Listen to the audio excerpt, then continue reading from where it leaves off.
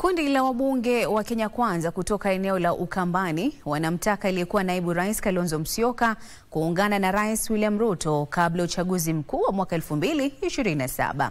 Haya inawadia siku chache tu baada ya naibu rais Kithure Kindiki kumwalika Kalonzo kujiunga na serikali jumuishi. Hata hivyo, Kalonzo amekuwa akisisitiza kwamba ananuia kuwania urais kwenye uchaguzi mkuu ujao.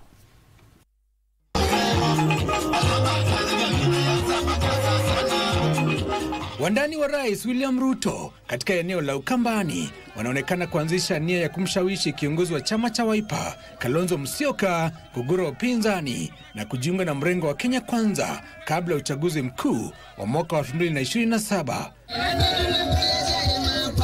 Wakiongozwa na mbunge wa Mwala Vincent Kawaya, viongozi hao walikita kambi katika eneo la Mwingi Kaskazini, ambapo walisema wakati umewadia kwa jamii ya Wakamba. Na kwa hivyo wakati hata mnasikia sisi tukisema hatuja give up na yeye kiongozi Kalonzo, hatuja give up. Mimi najutambulikana kama mwenye kuongoza programs za serikali hapa Ukambani, lakini na yeye pia kuna nafasi yake ambaye amewahi kuwa hata deputy president, na ni lazima nimuulize kwa heshima, tukaribiane.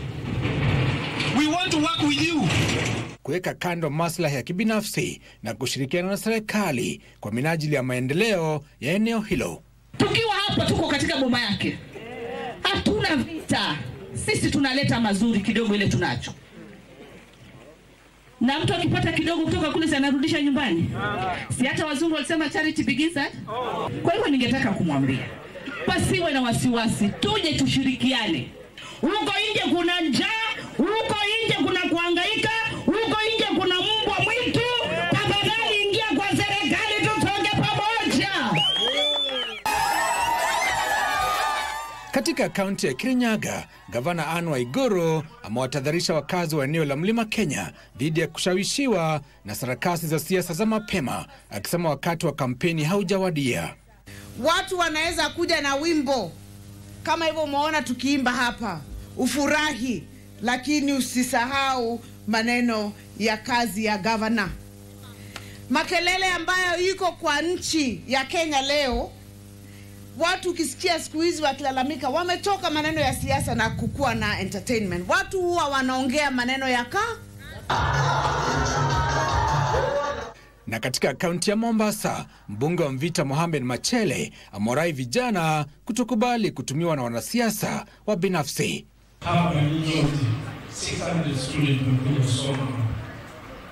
Transparency ofisi ni mmoja. Menda kwa kiongozi, fanywa favor, ulijaza online, ukapigiwa simu, ukachuma. Giverson Maina, Kurunzi.